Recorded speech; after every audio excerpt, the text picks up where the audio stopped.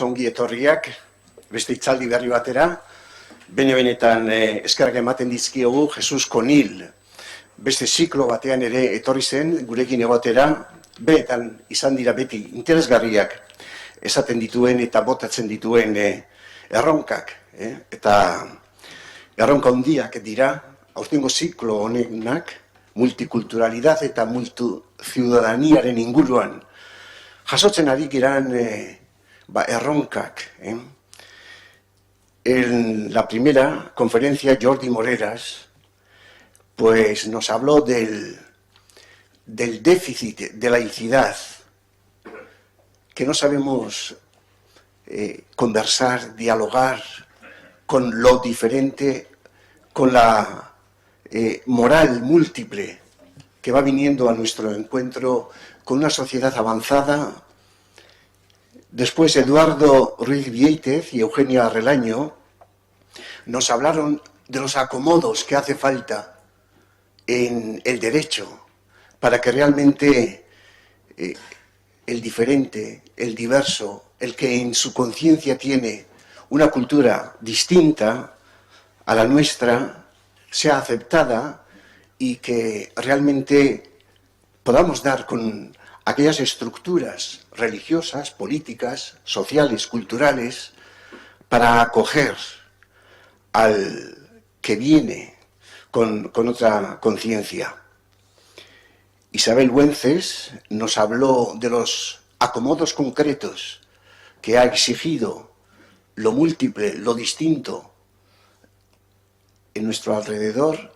Dio ejemplos muy bonitos del cementerio de los árabes en Murcia, de la acomodación de alguna forma de la perspectiva, la conciencia religiosa de los niños al ser acogidos en colegios.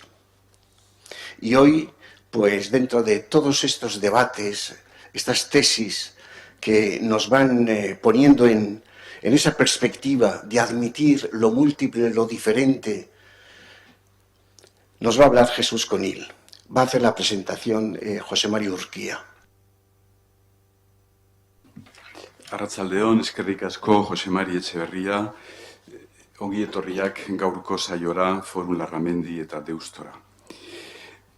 Queridos, estimados amigos, querido Jesús, volver a saludar a Jesús Conil es volver a renovar una excelente amistad. Hace un momento me decía, vienes a San Sebastián con cierta asiduidad, es verdad, es un clásico casi entre nosotros, pero sobre todo es un excelente amigo y estas palabras tienen el sentido que tienen, no el sentido habitual. Por lo tanto, en Jesús saludamos ante todo a un buen y excelente amigo que nos ha acompañado a lo largo de nuestros distintos foros y de nuestras distintas reuniones.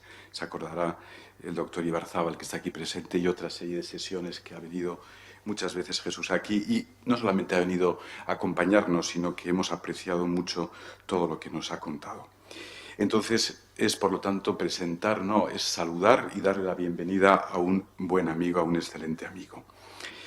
Para los que quizás no le conozcáis tanto, sí debo de decir unos puntos de referencia del doctor Conil.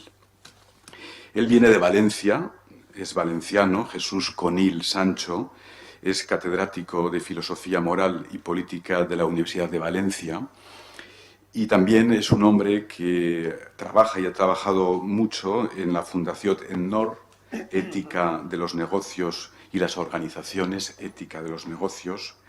Es miembro, y de ahí viene también nuestra vinculación a San Sebastián, es miembro y un gran conocedor de la obra de Xavier Zubiri, ¿no? O un buen conocedor de la obra de Xavier Zubiri, pertenece al seminario Xavier Zubiri, y es otra vinculación importante con San Sebastián, además de esta que siempre nos contabas de aquel sacerdote Arregui. Alberdi, Ricardo Alberdi de Irún, aquellos tiempos que venías por aquí. Pertenece o es vinculado a la Real Sociedad Económica de Amigos del País de Valencia, que también tenemos ahí buenos amigos, profesor visitante de muchas universidades europeas y americanas, Como he dicho, también es codirector del Seminario Permanente de Ética Económica y Empresarial de la Fundación EDNOR, también de la Fundación Asociación EVE en España, Ética, Economía y Dirección, y autor de obras importantes, yo creo que son importantes, en ética, en filosofía, sociedad y moral.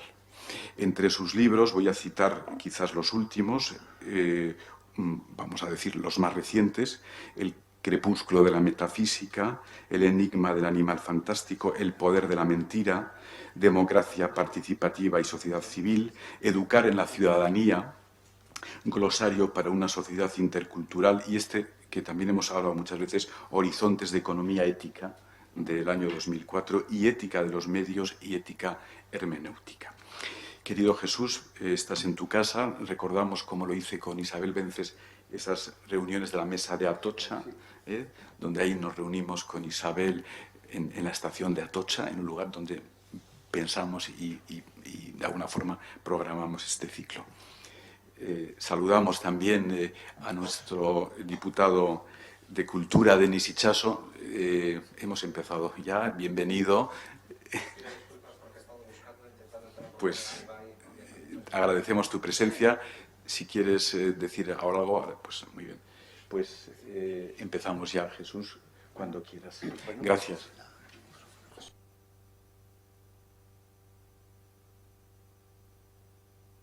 Muchas gracias a José María Echeverría y a José María Urquía por esta cálida presentación y acogida. Como siempre, somos amigos, es lo que comentábamos ahora. Yo creo que ya se va creando un grupo de amigos, de amistad cívica, que hemos comentado tantas veces, que tanta falta nos hace en nuestra convivencia.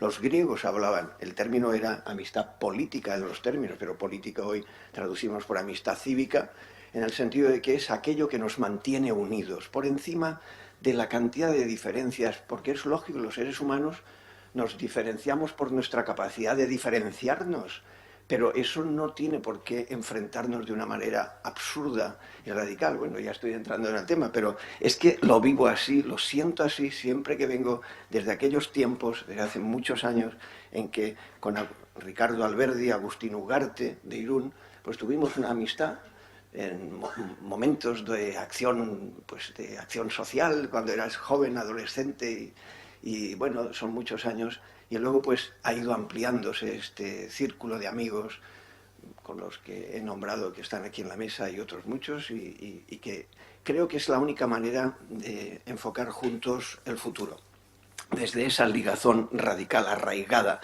en la vida humana. Tampoco tiene más complicaciones, las complicaciones ya vienen luego.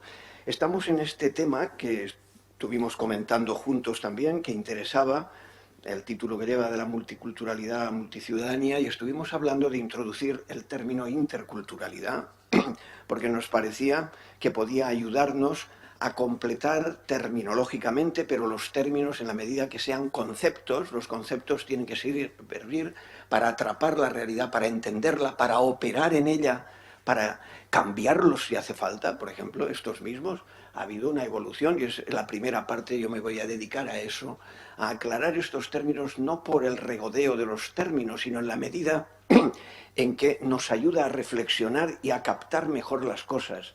Precisamente luego lo que pasa en la vida pública, esa falta de reflexión es la que hace que haya más manipulaciones. En la medida en que nosotros atrapemos mejor, conozcamos mejor los conceptos, podremos entendernos mejor y evitaremos las manipulaciones. Si queremos ser una ciudadanía madura, tenemos que pasar por la reflexión. De lo contrario, somos pura reacción emotivista. Entonces no hay más solución que reflexionar, y creo que esta es la función que tiene la amistad, y la amistad ampliada de círculos como este, y os felicito por mantenerlo. Por tanto, enhorabuena al Deusto Forum Guipúzcoa y al Forum Larramendi por estar unidos en esta misión de contribuir a la reflexión para que los ciudadanos maduremos, la madurez ciudadana, sin la cual los políticos, aquí también representados, y gracias por la presencia, diputado de Cultura, tienen que estar, y me alegro muchísimo. Esto es un regalo. Eso quiere decir que hay una articulación entre la sociedad civil y los agentes políticos. Eso es la madurez, a mi modo de ver, desde mi modesta opinión, pero así lo explicito, porque igual que nos criticamos otras cosas, y hay que criticarlas en el sentido negativo, también hay que criticarlas, discernirlas, y empleo aquí un término de rancio abolengo en esta tierra, ¿verdad? Desde Ignacio de Loyola, o Zubiri en filosofía, en perspectiva religiosa, o en perspectiva filosófica, porque luego ese término es un término importantísimo para la vida práctica, para la reflexión práctica, para la filosofía práctica, que es donde yo me voy a situar. Por lo tanto, enhorabuena. Comenzamos por el tema que a mí se me ha encomendado después de las conversaciones.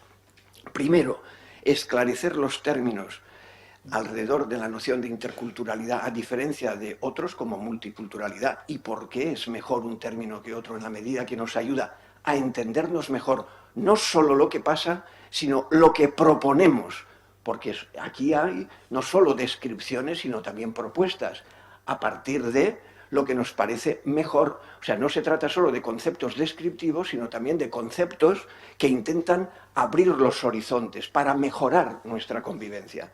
Y en segundo lugar, habrán visto que es en perspectiva neuroética.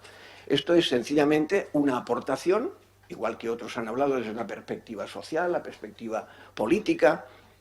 Podríamos hablar desde la perspectiva económica, saldrá en algún momento quizá precisamente en esta perspectiva neuroética, en la medida en que la neuroeconomía ha querido esclarecer cómo tomamos las decisiones y en la debida proporción, creo que aludiremos a eso. ¿Qué quiero aportar con esta perspectiva neuroética?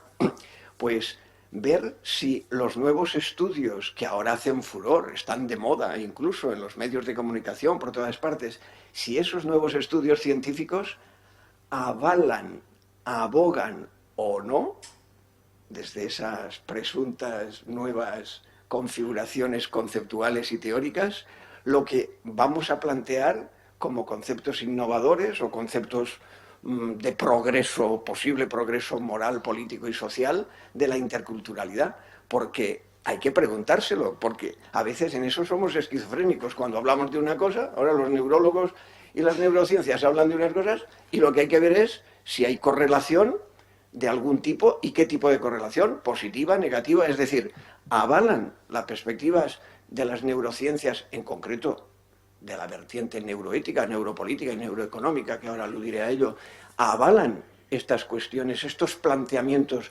interculturales o no. Porque claro, luego vienen, es que científicamente, ¿qué podemos decir en estas nuevas ciencias que están tan de moda de este tema? Y esta era modestamente la pequeña aportación o el plus que puede completar a las otras perspectivas que se han ido viendo. Evidentemente tenemos que empezar hablando, si interculturalidad habla de cultura, lo primero que tenemos que hablar, no sea que al final nos quedemos como pasa siempre, que no sabemos ni de lo que hablamos. En mi caso, yo voy a intentar que no sea así, modestísimamente. Quizás sean mis funciones de profesor, pues me aclaro así, aclarando una cosa detrás de otra, poquito a poco. Interculturalidad supone hablar de cultura. ¿Y qué es cultura? Pues claro, ¿qué es eso de cultura? Lo empleamos continuamente. La cultura supone un plus respecto de la natura. A veces no lo pensamos. Tan sencillo como ese, cuando se dice así, pero muchos de los planteamientos actuales van en contra.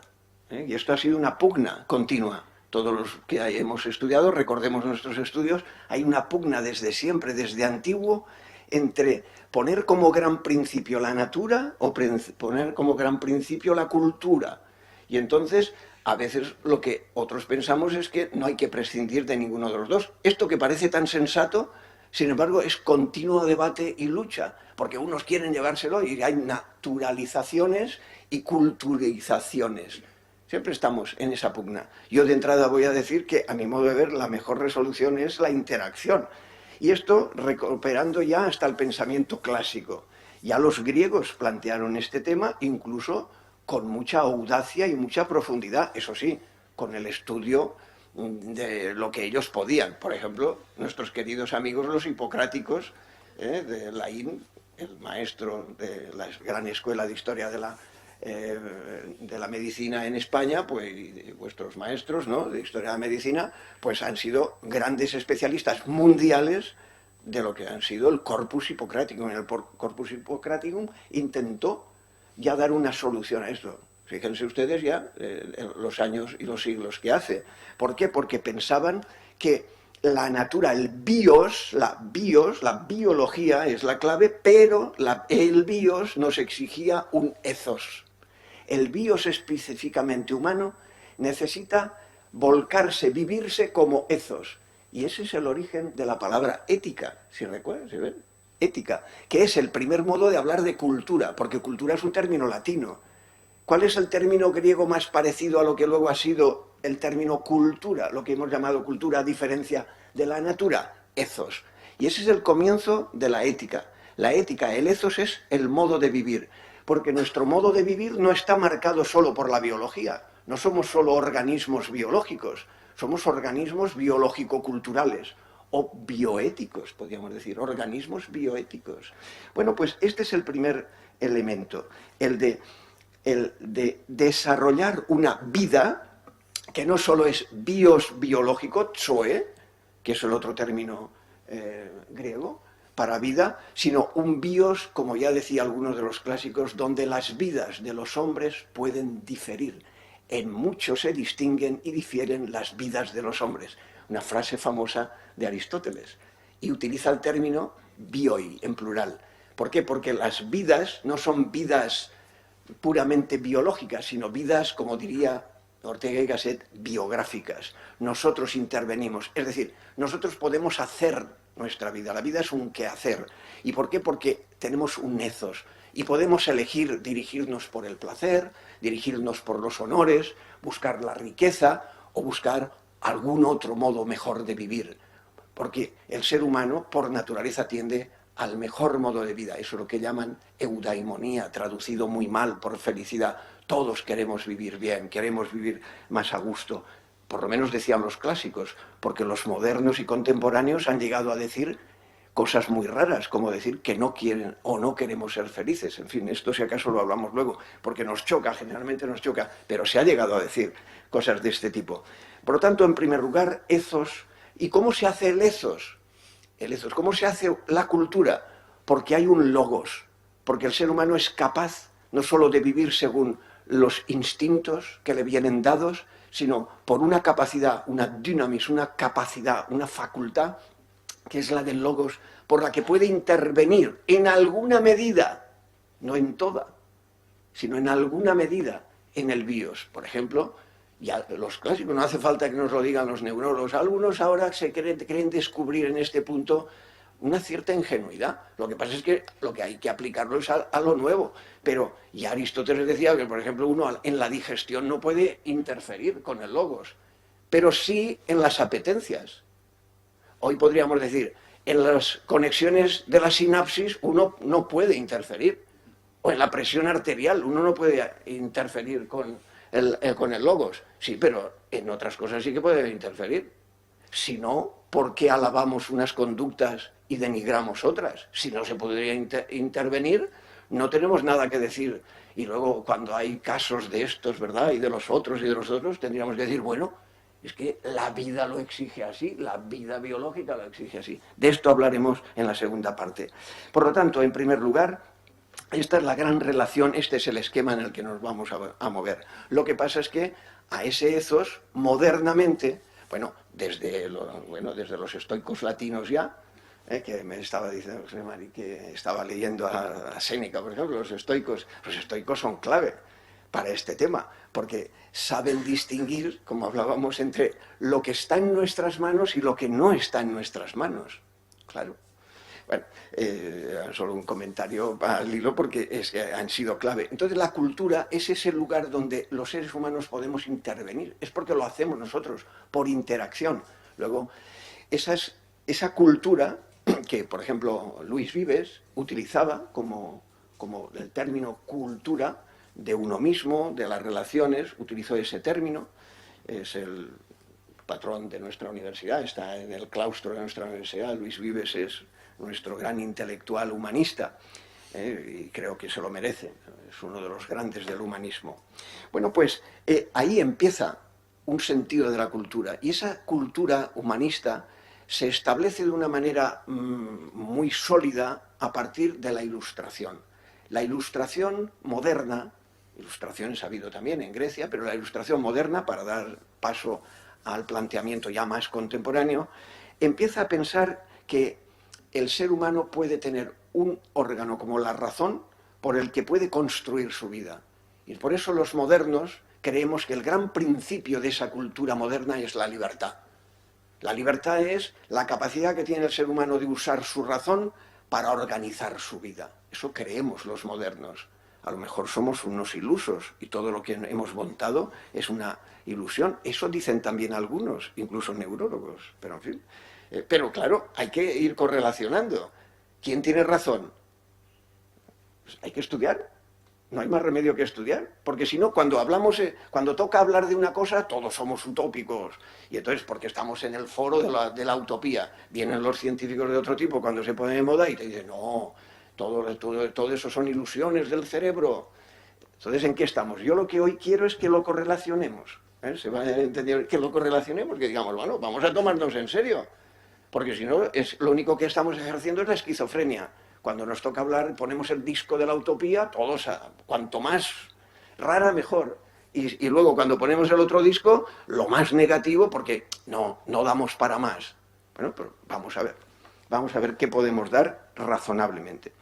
Esa primera ilustración, la primera gran ilustración, es una ilustración mediante la cual surge una idea de progreso y de mejora del ser humano basada en una uniformidad básica del ser humano.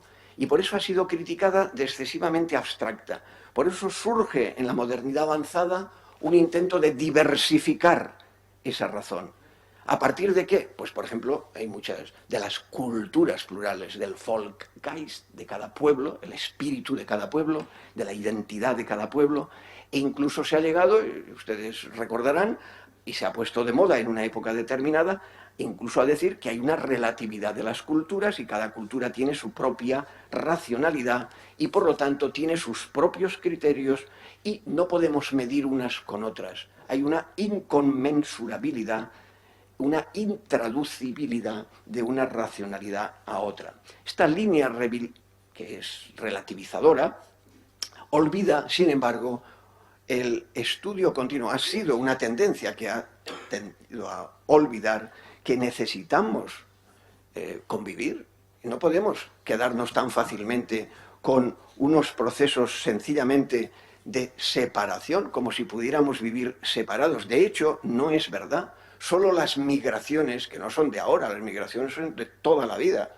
Las migraciones han hecho ver y vivir influencias mutuas. Y por eso, ya hasta en los estudios del siglo XIX, los grandes clásicos de estos temas pusieron en marcha varios términos.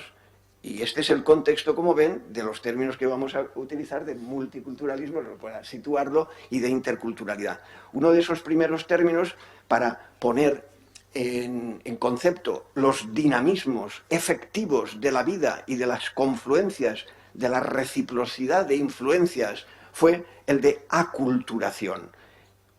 Powell, por ejemplo, a mediados y finales del siglo XIX, puso en marcha esta noción. La pongo solamente como ejemplo para ver que estos términos empezaron a funcionar. No es de ahora, no es una moda de ahora, es un interés por entendernos cuáles son los dinamismos por los que nosotros introducimos una diferenciación dentro de una unidad. Siempre es el juego. Hay una unidad de lo humano que hay que saber en qué consiste, pero también hay a la vez una diversidad, porque si vamos por uno de los dos lados, estamos abstrayendo el otro.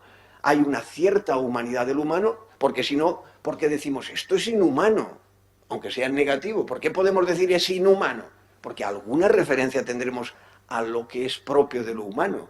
Por cierto, no es lo mismo humano en el sentido que ahora todos me están entendiendo implícitamente, connotativamente, como lo homínido. O sea, hay una construcción biológica del homínido, pero eso no es suficiente. esto lo hemos hablado creo en alguna ocasión por otras razones, o en alguna pregunta recuerdo, me parece que salió, pero los procesos de humanización no son los mismos que los de la hominización. Uno puede ser un homínido acreditado y alguien puede decir, pero qué inhumano es este homínido. Claro. ¿Por qué? Porque los criterios de humanización no son los mismos que los puramente biológicos, filogenéticos del proceso de hominización. Y por eso surgen las culturas. Las culturas son los modos diversos de creer precisamente cómo somos más o mejores humanos, y cada cual suele pensar que su cultura o la otra o las interrelaciones van configurando formas mejores de vivir, de modos de vida, de esos ethos que hablábamos antes, o de culturas. Bueno, pues las culturas, y esto es lo que indican estos dinamismos, incluso los que empiezan hablándose de aculturación, lo que se muestra es que nunca son puras. Aquellos que creen que de algún modo hay unas culturas puras, cerradas, eso fácticamente es falso. Por facticidad, es una abstracción o una trampa ideológica para defender otras cosas. Entonces con eso hay que ir con mucho cuidado, porque fácticamente no hay así. ¿Por qué? Porque la aculturación, las aculturaciones han sido continuas, sean conflictivos o sean más pacíficos, pero siempre ha habido una reciprocidad de influencias. Y de eso es de lo que vamos a hablar ahora a continuación. Diversas formas de relación entre las posibles culturas diversas, diferentes.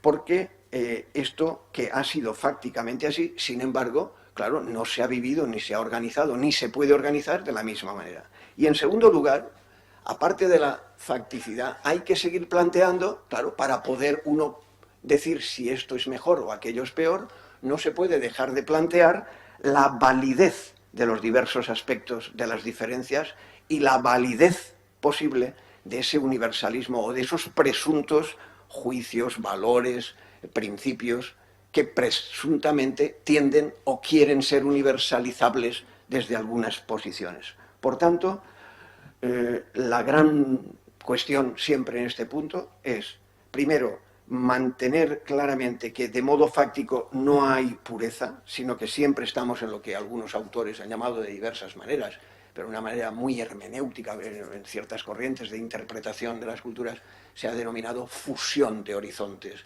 Es decir, siempre todos somos de algún modo una fusión de horizontes, perspectivas interpretativas, de significados diferentes, porque somos un cúmulo, un condensado de interrelaciones de reciprocidad de influencias. Pero en segundo lugar, tenemos que plantearnos siempre si hay algo que es mejor o es peor, porque lo fáctico no es suficiente.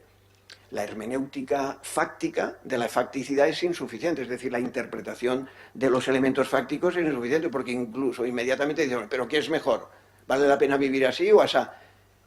Por ejemplo, ¿qué es mejor? ¿La venganza o el perdón? Claro. Y si uno lo preguntara desde el punto de vista neurológico, ¿qué diría? Lo dejamos para luego.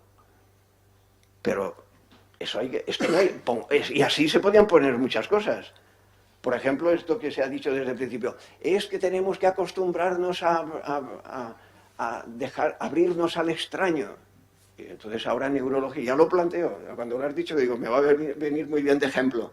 Cuando ahora hablemos de la neuroética, vamos a ver si nuestro cerebro a qué es más aficionado, a una cosa o a la otra.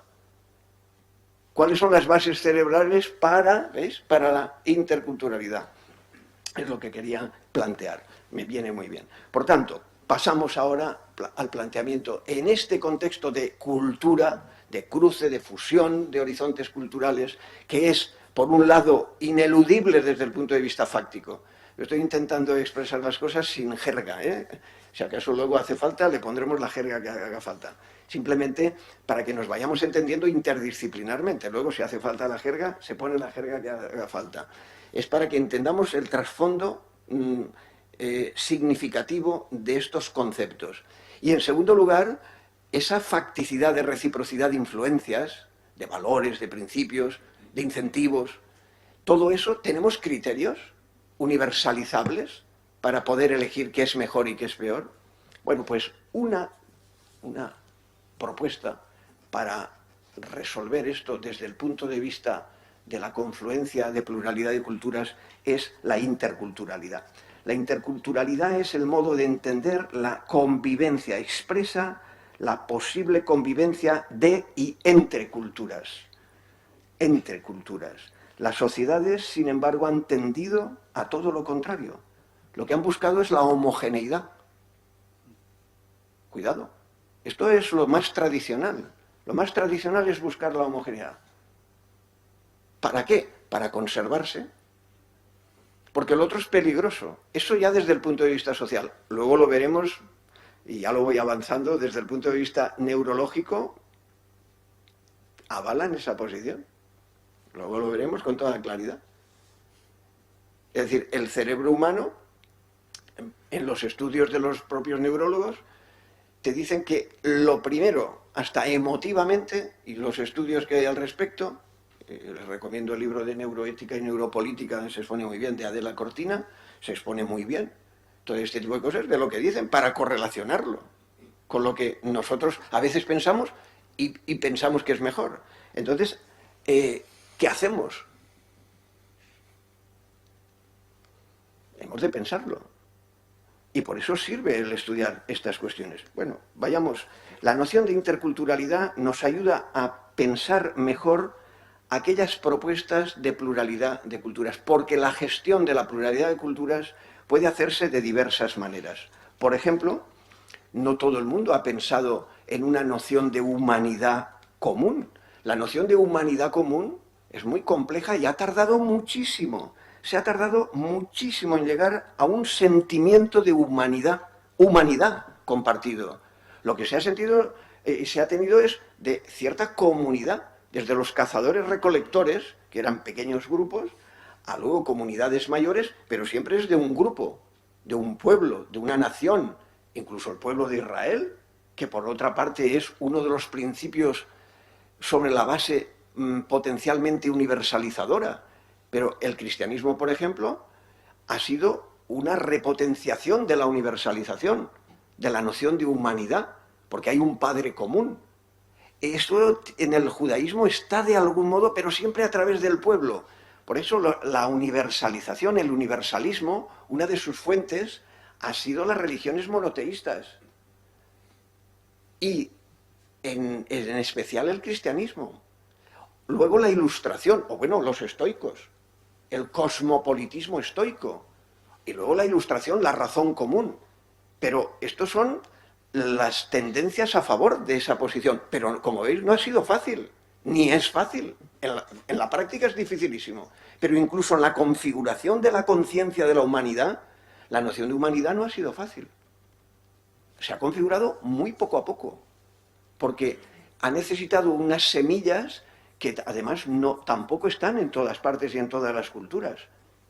Y aún en ellas están transportadas, van como si dijéramos en vasijas de barro, porque claro, también culturalmente, no me refiero ahora ya solo a cuestiones religiosas, sino hasta culturalmente. Bueno, el tiempo avanza, sigando. Entonces, la interculturalidad es un modo de entender las interrelaciones de diferencias culturales a diferencia de la multiculturalidad. ¿Por qué?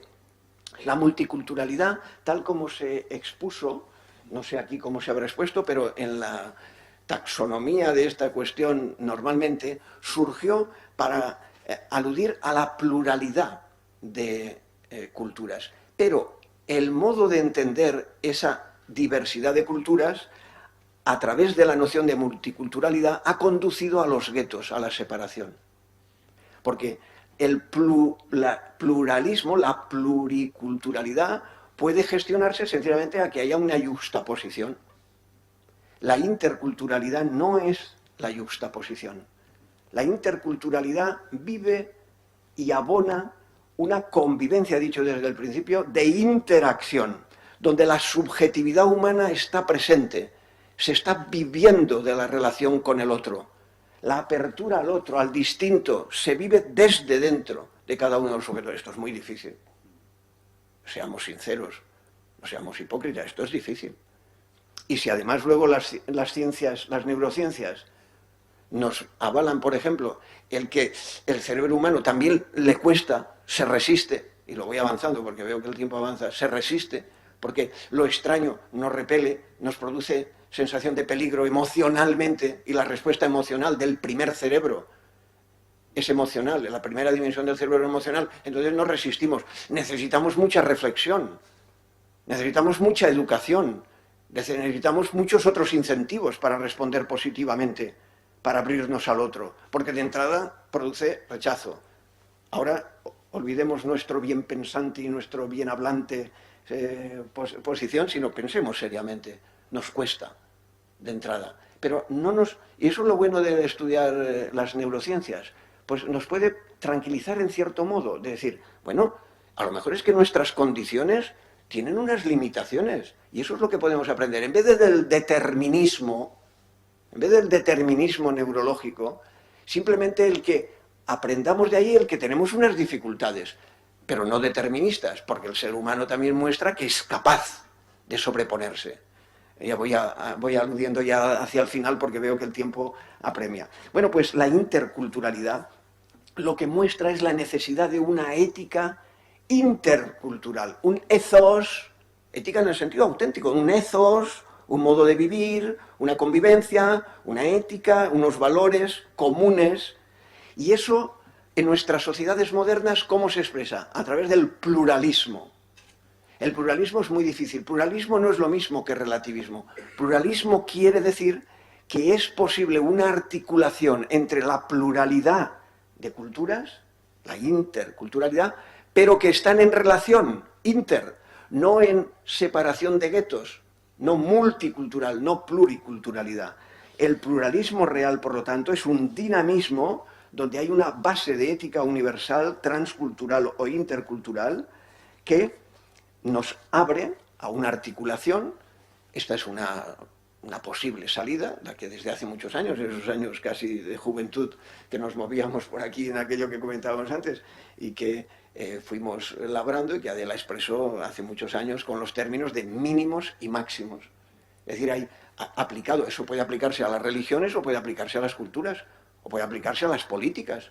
Es decir, puede uno en ideologías políticas pasaría igual, sino el que tiene, supongamos, una utopía política determinada, solo podría, y otro de otra diferente, solo pueden ir a palos o eliminarse mutuamente. No, nuestra sociedad cree que el pluralismo tiene que permitir una articulación con unos mínimos de convivencia para que políticamente, moralmente, religiosamente, culturalmente, podamos articular y convivir la pluralidad desde unos mínimos. ¿Cuáles son los mínimos? Los mínimos de justicia. Eso es el pluralismo. Pluralismo no es relativismo. Precisamente el pluralismo no es relativismo porque lo que defiende es ese tipo de convivencia. El relativismo es el que valora por igual cualquiera de las posiciones, pero el pluralista no defiende que todo vale por igual. Por ejemplo, defiende más el pluralismo, esa convivencia, que el monismo, que haya una sola posición que se impone a las demás. Por tanto, la gran pregunta ahora es, ¿y las neurociencias qué avalan? ¿Cuál es la posición de las neurociencias? Las neurociencias suponen un regreso a la naturaleza humana. Es la moda que no es solamente de las neurociencias, sino que las neurociencias son uno de los movimientos últimos de ese regreso a la naturaleza, que ha tenido diversos momentos. Ahora se nos ha olvidado, pero en la segunda parte del siglo XX, la genética es la gran creación, es una maravilla, por otra parte, es una de las grandes creaciones de la humanidad.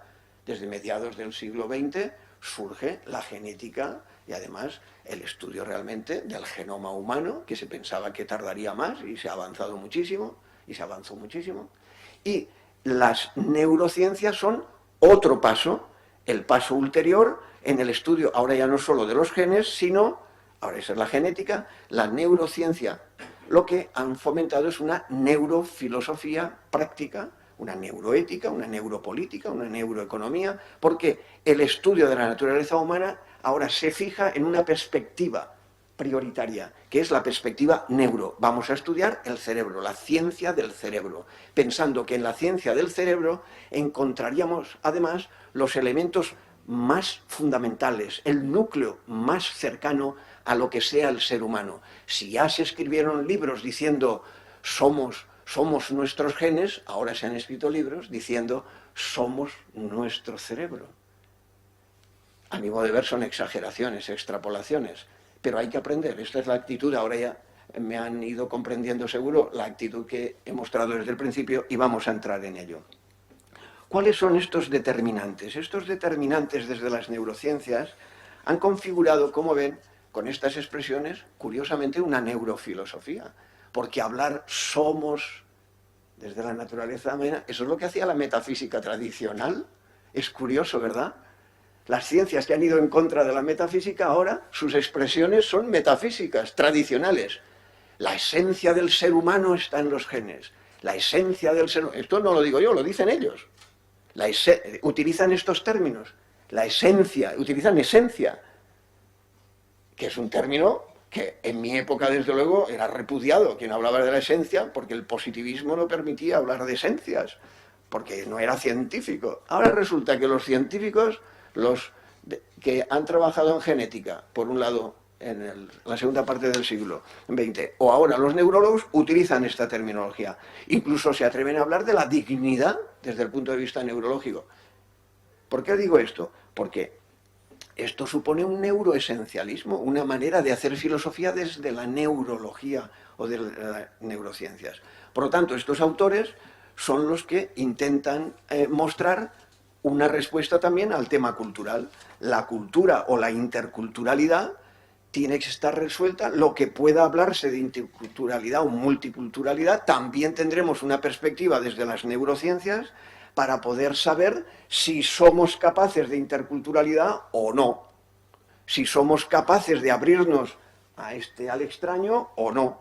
Y los estudios de esta neurociencia que va conformando nuestra mentalidad, nuestra concepción de lo que somos como seres humanos, nos ha abierto a un modo de entender el cerebro que lo que nos dice es que, prioritariamente en una corriente, lo que nos dice es que la neurointerculturalidad o la neuroracionalidad que hay de base tiene unos valores biológicos preponderantes que nos hace rechazar al extraño. Esta es la clave. Hay una especie de incluso algunos determinismo, llegan a decir, que nos determina, nos impide abrirnos al extraño. Y entonces, ¿cuáles son los valores biológicos preponderantes? Aquellos que nos hacen favorecer al cercano, sobre todo al emotivamente cercano, al afectivamente cercano, y para esto estos autores se han hecho muy famosos haciendo cantidad de dilemas, de estudios muy problemáticos, pero son los experimentos presuntamente científicos para aclarar que nuestra reacción primordial es una reacción a favor de aquel que está cercano. Por lo tanto, nuestras exigencias de interculturalidad, a diferencia de la multiculturalidad o de la inserción o de otros elementos que han podido aclararse, claro, quedan muy mediatizados, quedan muy reducidos, quedan muy rebajados, y todas nuestras utopías en favor de la interculturalidad, que nos parece un progreso moral, a diferencia del guetismo y de la yuxtaposición, claro, desde el punto de vista científico de la neurología y de las neurociencias, tenemos que frenar porque dicen, bueno, es que ustedes están pidiéndole demasiado al cuerpo, podríamos decir. El cuerpo, el cerebro en este caso, parece que la perspectiva neuro no es tan proclive a abrirnos al extraño. Por lo tanto, la cultura más próxima, la creación cultural más próxima al cerebro o al desarrollo del cerebro es aquella que no se abre fácilmente a la interculturalidad, sino a favorecer al cercano afectivo y al alejarse o prevenirse del extraño. El extraño es un peligro potencial, por lo tanto, nuestros valores lo que hacen es adaptarse al medio, buscando la supervivencia, buscando la homeostasis primero biológica, es decir, el equilibrio homeostático biológico, y la homeostasis, este término lo emplean estos neurólogos, cuidado, no me lo invento yo, la homeostasis sociocultural. Claro, una homeostasis sociocultural no es muy proclive a la interculturalidad tal como nosotros, aunque sea modestamente, hemos introducido. Entonces uno puede decir, se puede alarmar y decir, entonces, ¿qué hacemos?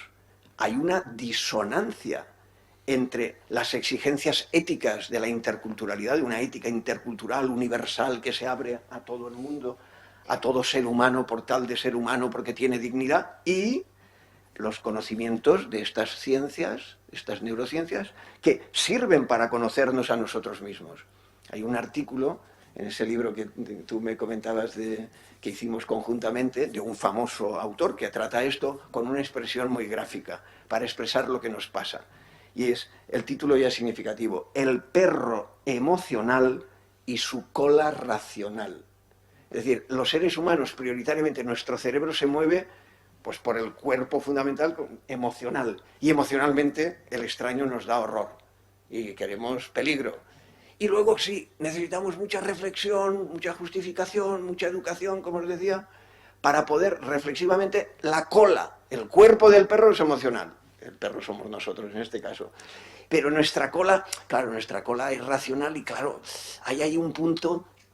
Entonces, si esa es nuestra situación, al menos este estudio nos puede ayudar a que tengamos al menos paciencia con nosotros mismos y atención a lo que queremos, a plantearnos de verdad si lo que queremos y nuestras opciones sociales, políticas, religiosas o del tipo que sea, por ejemplo, ya no solo de favorecer al cercano y rechazar al lejano o indiferencia al lejano, esa es una opción cultural, es una opción religiosa, es una opción política, es una opción, porque en el ser humano no solamente hay determinación biológica, como decíamos, sino ethos, modos de vida. Y por lo tanto, aunque sea modestamente, conozcamos nuestros límites, pero sepamos que eso no nos viene dado por el cerebro, entonces nos lo podemos exigir de inmediato, sino que tendremos que organizar nuestra vida para que, si queremos eso, lo fomentemos de verdad y pongamos los incentivos propios de nuestras sociedades para favorecer eso que decimos que queremos.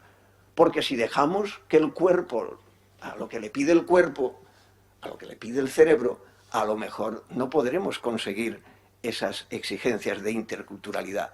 Porque los valores biológicos que están detrás de esas opciones por sobrevivir, o a lo sumo por reciprocar, pues no dan para una interculturalidad. Porque los valores biológicos que están detrás de las fuerzas que decimos que han configurado nuestro cerebro desde los cazadores-recolectores, lo que favorecen es esa homeostasis biológica y sociocultural que se basa fundamentalmente en la recompensa y en el castigo, pero no en el reconocimiento mutuo del extraño por su dignidad. Por eso, si queremos una sociedad intercultural, como por ejemplo en el glosario este que hicimos hace años y que tuve la fortuna de coordinar, y que creo que es excelente y que creo que es una buena oferta, tenemos que conocernos a nosotros mismos, nuestros límites, pero también nuestras posibilidades para poner en marcha una sociedad, una economía, una política, una cultura, una intercultura, una educación que lo favorezca. De lo contrario, nos quedaremos atrapados por los límites de la pura adaptación en vez del reconocimiento. Pues este es mi punto de partida para que hablemos. Muchas gracias por la atención.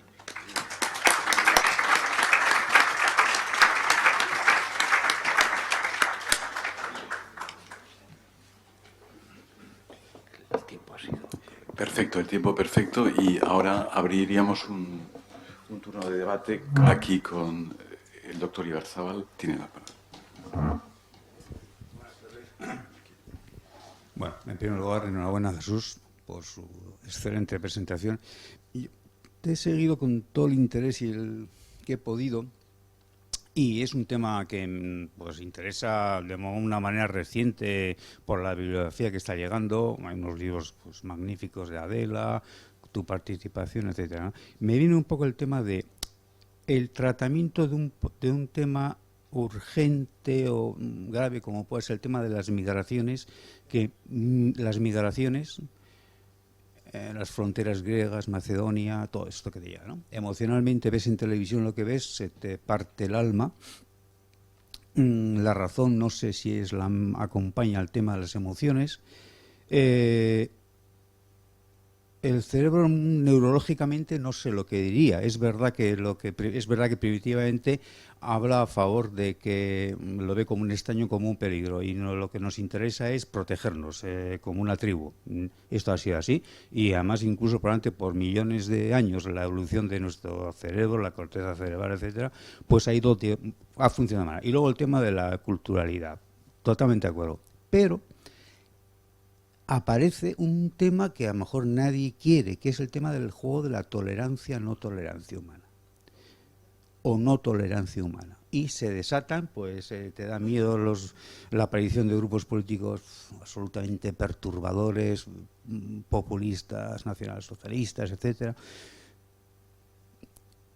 Pero hay quien ha manejado el término nos ha echado en culpa de que sufrimos una especie de mí que se diga lo que quiera, menos que soy intolerante. Yo soy tolerante con todo el mundo. Es decir, no te encuentras con nadie que haga una crítica determinadamente a nadie, a nada, a ninguna cultura. No se puede hacer casi ninguna crítica. Hay una especie de tolerantitis o algo parecido, ¿no? Entonces, bueno, eso neurológicamente yo no sé, no sé si se puede explicar o no se puede explicar, ¿no? Pero bueno, ¿cómo se puede transmitir a la sociedad actual de que inevitablemente hay un fenómeno de interculturalidad que es así, pero dónde empiezan, dónde continúan y hasta dónde pueden tener que terminar mis obligaciones con los demás? Si es que de eso se puede hablar sin tener que reñir, vamos a decir, ¿no? Es decir, mis obligaciones con todo esto que ves, ¿cómo se pueden manejar? Tengo obligaciones con ellos, pero ¿hasta dónde llegan mis obligaciones con ellos? Esa sería un poco la tesis. Es una pregunta muy compleja, como tú mismo, porque casi tendría que dar la solución a problemas múltiples, pero vamos a sintetizar. En primer lugar, pensando juntos, tú has dicho muy bien, te parte el alma el ver. Empecemos por el fenómeno fáctico de las migraciones actuales. Entonces, te parte el alma. Entonces, lo que hay que decir es, creo, en principio ya hay dos cosas. ¿A qué tipo de alma se le parte el alma? Es decir, porque los sujetos a los que se les parte el alma no son sujetos, reflexionemos, puramente biológicos con un cerebro, sino normalmente se les parte el alma no en pura emotividad biológica, habría que decirles a estos biólogos, neurólogos, sino seguramente a aquellos que tienen una culturización desde unas culturas determinadas, porque se han culturizado, se han socializado y tienen una configuración personal. Más todavía, dentro de esa culturación personal e intercultural de esas personas que tienen esa formación, todavía habría que decir que depende, ahora rizando un poco más el rizo, en la formación. Tú suponte que sea una persona que sea de formación hobbesiana. Hobbes, ya sabéis, que tenía una concepción en la que pensaba que estamos en un estado de naturaleza en la que todos estamos en guerra todos con todos, y la única manera para poder establecer un pacto es la de saber que tiene que haber alguien que castigue y premie. Esa es la figura del Leviatán. La figura, en este caso, configuración de un Estado. Pero previamente, el ser humano no tiene unos sentimientos morales de ese tipo. Entonces el hobbesiano no suele explicitarlo así, a lo mejor ni lo sabe, pero el hobbesianismo eso es lo que dice. Sin embargo, esto es muy duro, pero es verdad.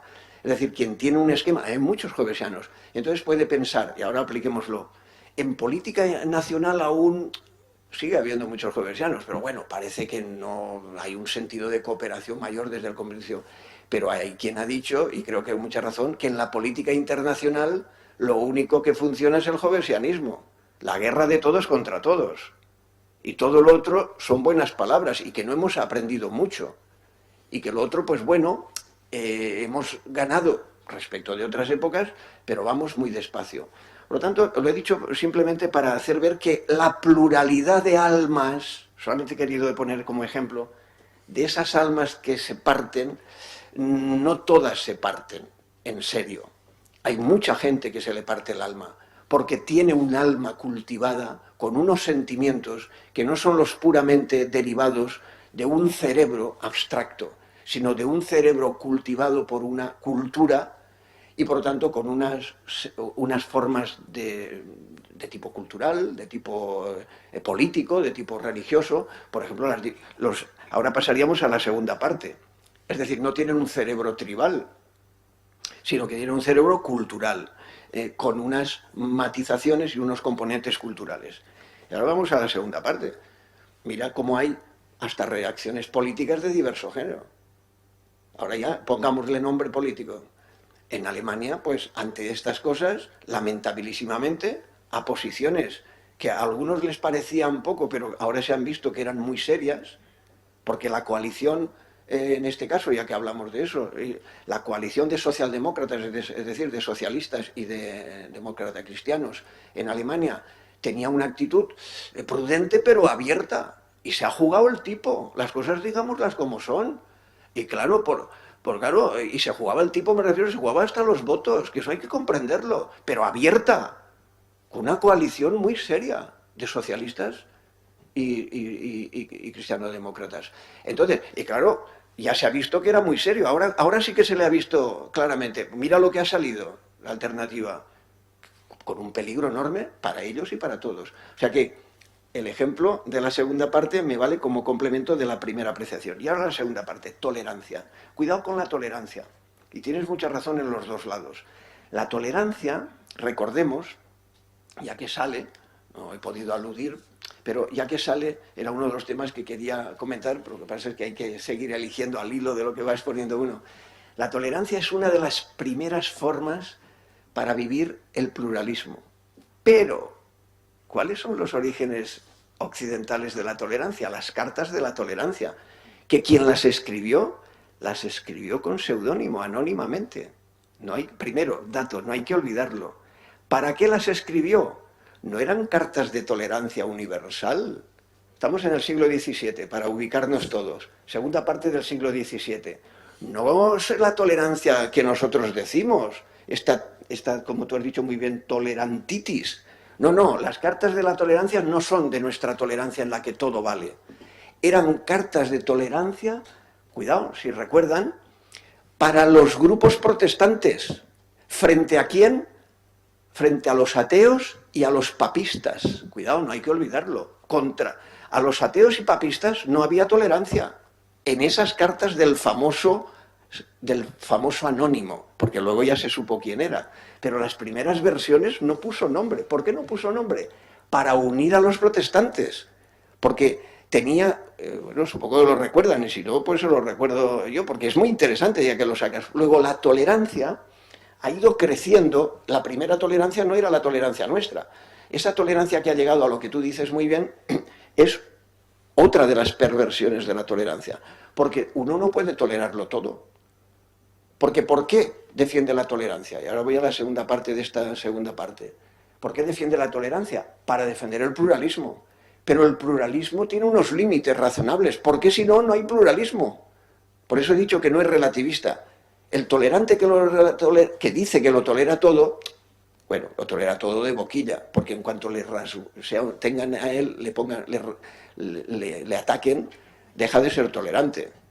Normalmente es de salón el tolerante de ese tipo que tú dices, por eso hay que reflexionar. Por lo tanto, a lo que iba es, la tolerancia, la noción de tolerancia, sea por un lado o por otro, es insuficiente. Lo que hay detrás de la tolerancia en positivo, hemos ido dándonos cuenta que es lo que está detrás de la interculturalidad, es el respeto activo. No es lo mismo la tolerancia, incluso la noción de tolerancia mejor es muy negativa. Por ejemplo, la tolerancia, es que no tolero el café, no tolero la leche, no tolero... Luego la tolerancia estratégica. Es famoso en el caso de tolerancia, el caso de Kusuchov, de los ejércitos de Napoleón, ¿verdad? Toleró que entraran hasta Moscú para darles pero el golpe. O sea, hay tolerancias hasta estratégicas. Entonces, la noción de tolerancia tiene una gran ventaja, pero hay que saber, es un paso, pero es un paso ¿para qué? Para el pluralismo.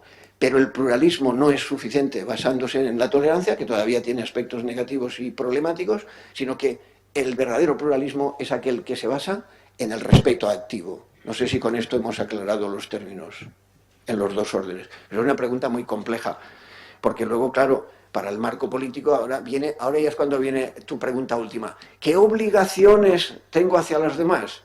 Depende. ¿Qué significa obligación? Porque ahora ya viene la tercera parte de tu pregunta. El otro eran los presupuestos. ¿Qué significa obligación? ¿Cuál es la base de las obligaciones? Hay obligaciones de ciudadanía, por ejemplo. Hay obligaciones morales. Las obligaciones de ciudadanía depende de qué signifique ciudadanía, porque hay diversos tipos de ciudadanía.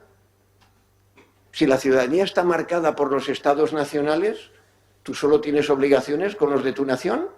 O si estamos en una unidad europea, ¿tenemos obligaciones en Europa? O, por ejemplo, tenemos obligaciones y se va graduando la obligación. Porque no es lo mismo la obligación que tú tienes con tus hijos, que tienes las obligaciones con los otros ciudadanos. Y, segundo, eso también depende de las concepciones de ciudadanía. Si tú tienes una concepción liberal de la ciudadanía, o tú tienes una concepción social o socialista de la ciudadanía, se va ampliando tu obligación o tu sentido de la responsabilidad. Tú puedes tener una asociación liberal de independencia. Por eso antes he hablado de las nociones de ciudadanía. Depende de qué noción de ciudadanía. Hay nociones de liberales de independencia, liberales de cooperación o socialistas, por ejemplo, en las que tú tienes una responsabilidad o crees que tienes una vinculación intrínseca con el otro. O republicana en el sentido de la ciudadanía republicana, no me refiero ahora a jefaturas del Estado, sino en el sentido de la noción de lo que es en la filosofía política el republicanismo, que supone virtudes cívicas, por ejemplo, que se ha hecho muy famoso en la última parte del siglo XX. Entonces tienes una noción de ciudadanía que está basada, según esa concepción, en la virtud cívica. Porque sin virtud cívica no hay obligación. Tú no sientes obligación, porque dices, yo voy a la mía. Porque tienes una concepción individualista de ciudadanía. Entonces, ahí hay que estudiar las nociones de ciudadanía para contestar a tu pregunta. Si no, es hablar por hablar o yo te digo mi opinión personal. Pero si uno quiere desgranarlo, tendrías que decir, depende de qué noción de ciudadanía, liberal de independencia, liberal de cooperación, social, intercultural o, en este caso, republicana, etcétera. Por eso te he puesto en el último caso el de la virtud cívica, porque es muy típica de este tipo de concepción. Y entonces sí que contestarían, por ejemplo, en positivo, igual que otros te dirían, no, en negativo, porque puedes tener indiferencia respecto al otro. Didi.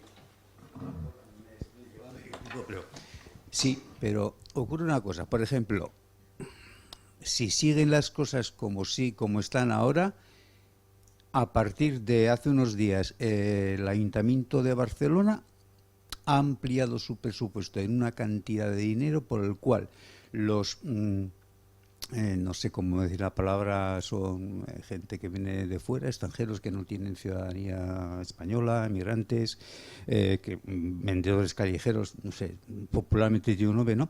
Un partido político, pero que se puede decir, porque lo ponen los periódicos, la CUP, le ha dicho a la señora alcaldesa, le ha dicho, o pones tanto dinero encima para que tengan un derecho, un carné especial que les va a dar unos derechos municipales, ¿no?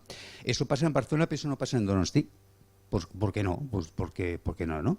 Entonces, parece como que, claro, al final, esto de las obligaciones para mí tenía una importancia, y es que tú tienes los derechos que tienes en función de las obligaciones que yo creo que tengo contigo.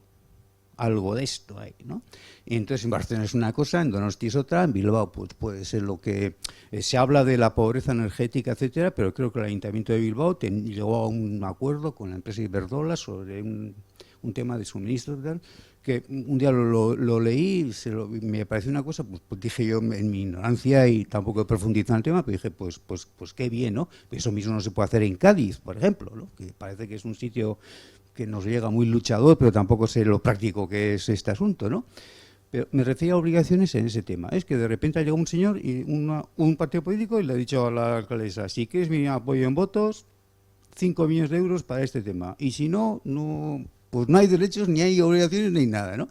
Claro, esto es un juego, me parece, un poco peligroso, ¿no? Bueno, vamos a ver, eso es una propuesta, yo no entro si es factible, legal, lo que sea, pero es A lo mejor es pensable, como legal, tú dices. totalmente, no digo que no quiero... Pero fíjate, es a través de algo que sí que es propio de nuestras sociedades, la propuesta. Otra cosa es si los ciudadanos lo votan o no. Lo importante ahí sería saber si los ciudadanos están de acuerdo en tener un impuesto para esa finalidad, que podría ser para otras cosas, por ejemplo, para la pobreza. Alguien puede decir, los ciudadanos, en un partido político, en el que sea, yo propongo un impuesto, que voy a abstractizar un poco, a hacerlo un poco más general, esto mismo, que es un caso particular el que tú dices. Se propone un partido político un impuesto y los ciudadanos votan, y además podría ser un impuesto participativo, podría ser una ciudad o lo que sea, siempre que se mantengan unos márgenes de la legalidad correspondiente, que yo ahora no planteo, digo solo pensable porque tú lo has planteado. Y entonces, un mecanismo de nuestras sociedades es la de sufragar los ciudadanos porque creen que es su obligación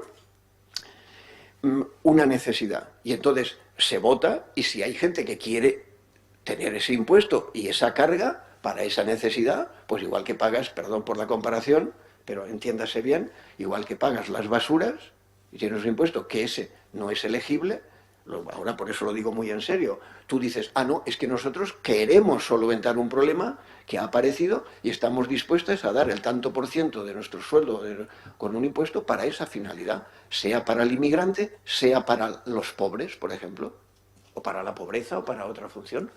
En principio, abstractamente, ¿por qué no? El tema que tú dices puede ser más problemático en la medida en que choca con problemas de legalidad internacional, a lo mejor.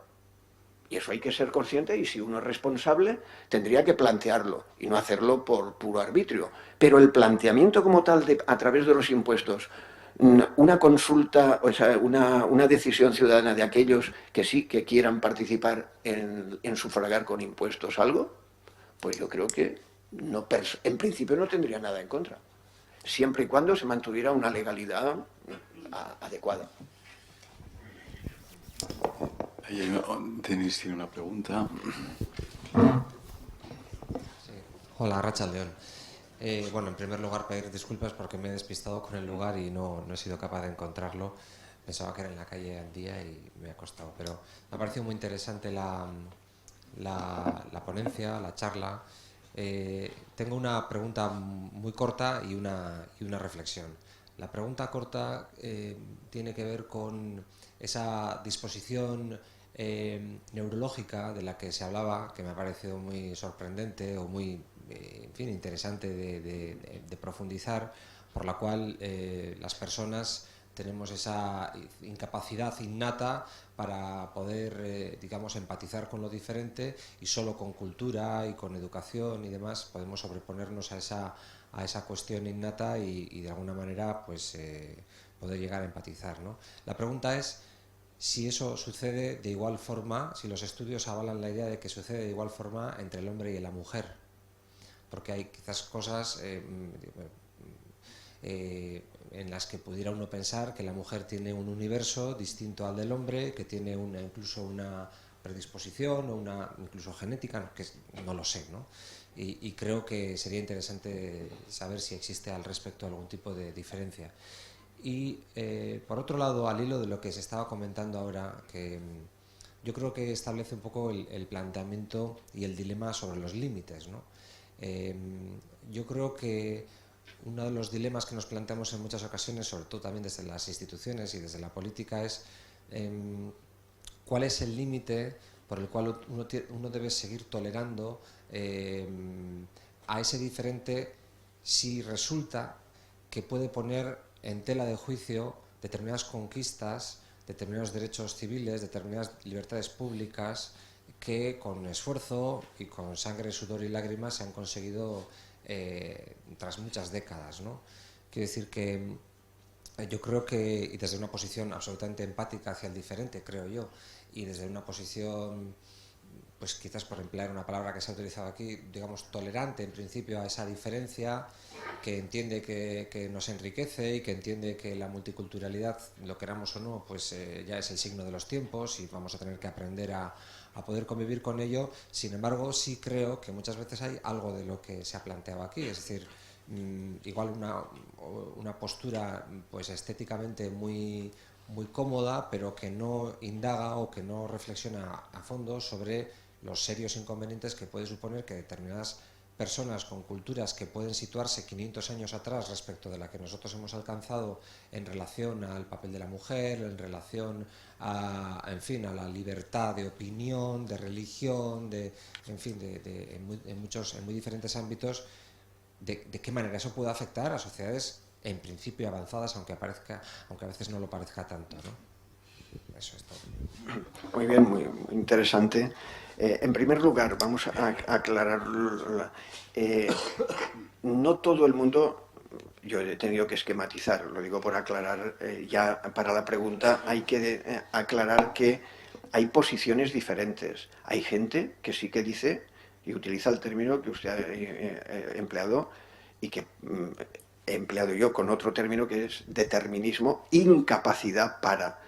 Pero no todo el mundo de los neurólogos de las neurociencias se atreve a decir esto, sino que hay pluralidad también de perspectivas. Lo que pasa, y aprovecho para decirlo, los medios de comunicación, también en este tema, dan más juego, muchísimo más juego, a las extravagancias y a las barbaridades que a las posiciones sensatas. Pasa en esto y pasa también en otras cosas. Y es lamentable, porque entonces tampoco hay verdadero pluralismo para que las personas se formen. Los medios de comunicación, y lo siento, pero hay que decirlo, no cumplen bien su función en tantas cosas. No son auténticamente del todo profesionales, por las razones que sean. Pero el resultado es nefasto, porque no cumplen su misión. Aprovecho, es un paréntesis, pero lo digo porque me viene muy bien. Por lo tanto, hay gente que habla de esa incapacidad, pero habría que decir, lo que sí que parece es que hay una dificultad, que hay una tendencia prioritaria, que hay un primer impulso, hay unas intuiciones, hay unos incluso instintos en el sentido primordial. Parece que eso sí por la configuración del cerebro, y por eso es muy importante conocer la configuración del cerebro. Pero de ahí al determinismo, a la incapacidad, son las diversas posiciones y por lo tanto hay una pluralidad. Por eso, y antes de contestar a la pregunta ya más concreta, pero porque me viene bien para que se entienda lo que voy a decir a continuación en respuesta, también hay una corriente muy amplia de estudiosos del cerebro que lo que resaltan es la plasticidad del cerebro. Este es un punto muy importante, aunque sea solo una palabra. El cerebro humano es de una capacidad plástica, proteica, como el propio ser humano, somos proteicos, somos poliformes, tenemos una capacidad extraordinaria. Eso también lo resaltan otros. Por lo tanto, no se puede ser tan determinista. Lo que pasa es que lo que se vende es lo otro. Ya, por eso he aprovechado para decirlo. Pero existen esas otras tendencias. Y en tercer lugar, los estudios que yo he manejado no, y puedo citar a alguien que ha querido estudiar esto bastante y ha hecho estudios, que es una persona conocida, sobre todo él también se lo merece por el padre, que es Camilo José Cela, conde, es decir, el hijo de Cela. Camilo José Cela es un muy buen estudioso, es de nuestra área y se dedica a estas cuestiones, junto con otro gran estudioso que es de origen español, pero está en Estados Unidos, ha hecho toda su carrera en Estados Unidos, y le recomiendo sus libros para responder a todo esto, que es Ayala, Francisco José Ayala, y han publicado muchas cosas juntos sobre la evolución, los senderos de la evolución, en fin, son grandes especialistas. Entonces ellos han querido estudiar mucho ya para responder si esta plasticidad también es diferenciable entre varones y mujeres. Las respuestas están en el interrogante, francamente. Y la respuesta mayoritaria, por donde va, es que no es tanto la diferencia entre varones y mujeres, sino, y voy a decir todavía otra cosa, ya que lo pregunta, creo muy interesante, sino individual. Los cerebros son muy diferentes individualmente. No sé tú si también has estudiado esto. Esto lo dice muchísima gente, muchísimos neurocientíficos. Entonces, más que solo varón o mujer, que sería un factor que han querido estudiar y no les ha salido, por lo menos con aclaraciones últimas definitivas, lo que sí es que los cerebros son hasta individualmente, o sea, de varón este varón o esta mujer, pero no hay un colectivo, a no ser en ciertas cuestiones como esta que voy a citar ahora, que ahí sí que hay, por razones de la propia biología, y es la siguiente: aunque es común, pero hay una preponderancia, y es, algunos neurólogos han visto que hay un tipo de relación muy propia del ser humano, que es la cuidadora, la tendencia a cuidar. Pero cuidado, cuidar a los cercanos, siempre a los afectivos. Y ahí la mujer, tradicionalmente, es decir, en la filogénesis, claro, por su propia dependencia filogenética, pues ha tenido una preponderancia. Pero en nuestras sociedades eso también es un interrogante, porque igual que ha habido mujeres cuidadoras, cada vez más hay varones cuidadores. Pero en fin, no tengo una solución estadística para la respuesta fija. Simplemente les invito a que estos autores lo han estudiado y van en este catálogo de cuestiones. Y luego, segunda, la reflexión. En la reflexión sí que me parece muy importante, porque creo que es la distinción entre mínimos y máximos. Tiene toda la razón, que enlaza con lo de la tolerancia. Para que no se puede tolerar todo, es que es imposible, es una barbaridad. Es que, si no, además, bueno, todo el mundo dice, esto es intolerable, esto es inaudito, esto es inaceptable. Claro, a la mínima todo el mundo sale por esas. ¿Por qué? Porque cuando se ha estudiado el pluralismo en todas las tendencias, tiene unos límites, los límites del pluralismo, que se llama razonable. ¿Y dónde está la razonabilidad?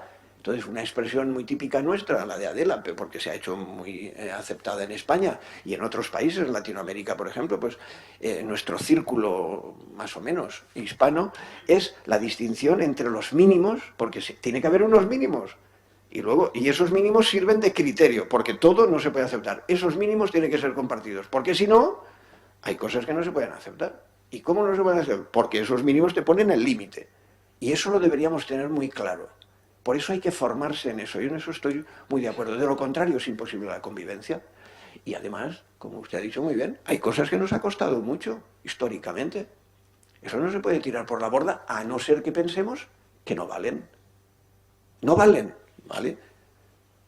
Pero, y si valen, hay que mantenerlos como límite. Pero esos son unos mínimos. Ahora bien, esos mínimos, a su vez, son los que posibilitan el pluralismo. Porque hay cosas que, siempre que se mantengan los mínimos, no tienen por qué ser agredidos, que esa es la otra parte. Hay gente que solo quiere imponer su posición, porque tiene su verdad, sea en política, en religión, en cultura, en lo que sea. No, la sociedad moderna crecientemente ha ido viendo que nadie tenemos la verdad redonda completa. Nadie, ni en política, ni en religión, ni en cultura. Creo que eso es un avance. Lo cual no quiere decir que vale todo, no, hay unos mínimos. Los mínimos que nos permiten, dentro de lo razonable, que nos escuchemos, que aprendamos, que estamos en interacción. Este es el ejemplo de la interculturalidad, porque interculturalidad también incluye las vertientes religiosas, las culturales, las políticas, claro. Es que si no, no hay otra manera. Tiene que haber unos mínimos, los hay además, porque sin ellos no puede haber pluralidad de perspectivas diferentes. Pues yo veo que eso es útil, mínimos y máximos. Los máximos pueden ser políticos, como he nombrado antes, religiosos, culturales, etc.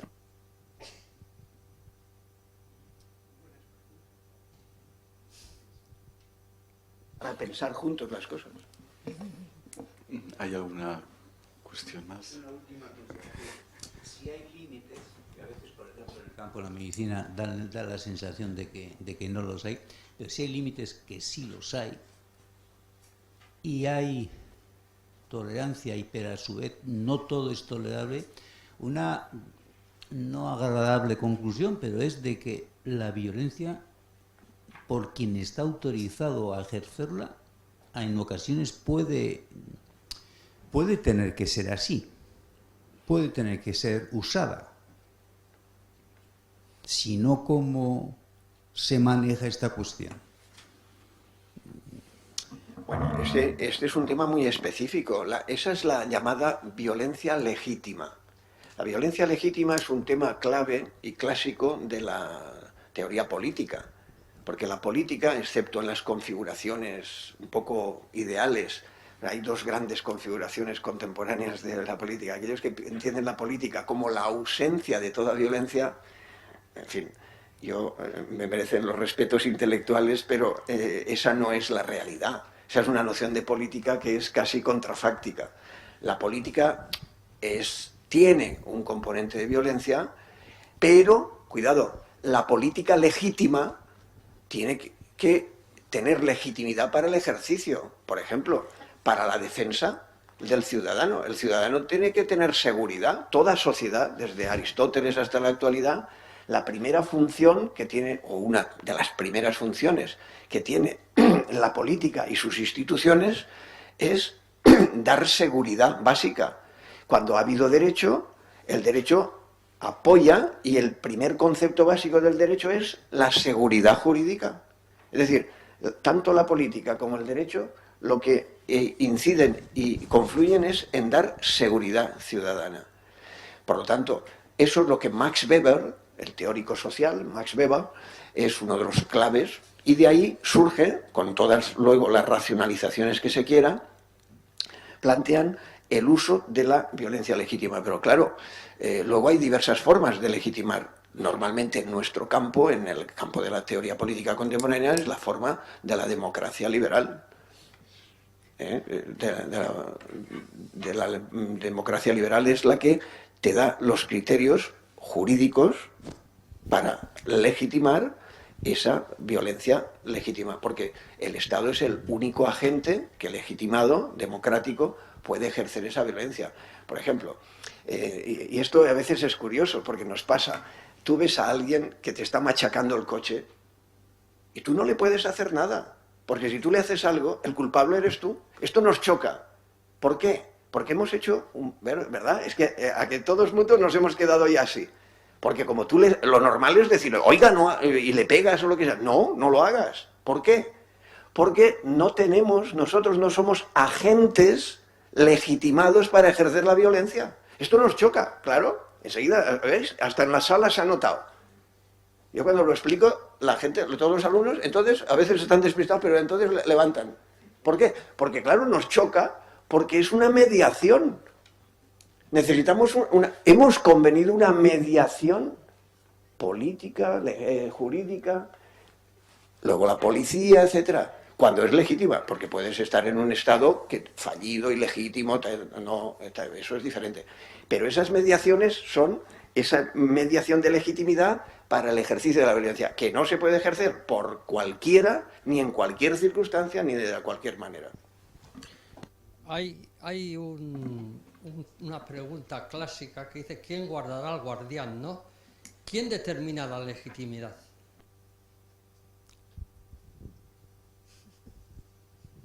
Y con esto terminamos ya. Creo que implícitamente al menos estaba en mi respuesta, pero su pregunta es la que hacían los clásicos, esta la hacían los latinos.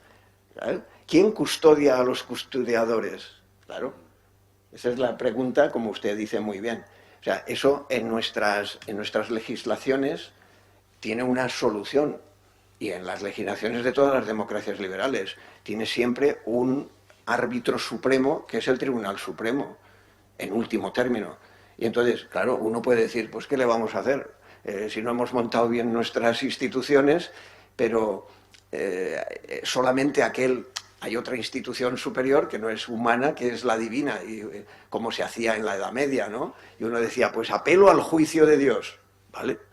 Y se apelaba al juicio de Dios, y pasaba lo que pasaba. Pero quiero decir, para entenderlo por contraste, en las sociedades modernas no apelamos al juicio de Dios, apelamos a la Suprema Corte, apelamos al Tribunal Constitucional, en un proceso, por eso he dicho, de garantías. Nuestras constituciones son el marco de garantías, de libertades y de garantías. Y la única respuesta a su pregunta en nuestros sistemas que decimos que son los más avanzados que hemos tenido, pues son los que han expresado mayores cotas de libertad con seguridad jurídica, son estos procedimientos. Pero ¿quién? Sí, hay que seguir preguntando, ¿y quién custodia a esos? Pues al final su conciencia y su profesionalidad. No hay otro, que ese es otro tema, ¿no?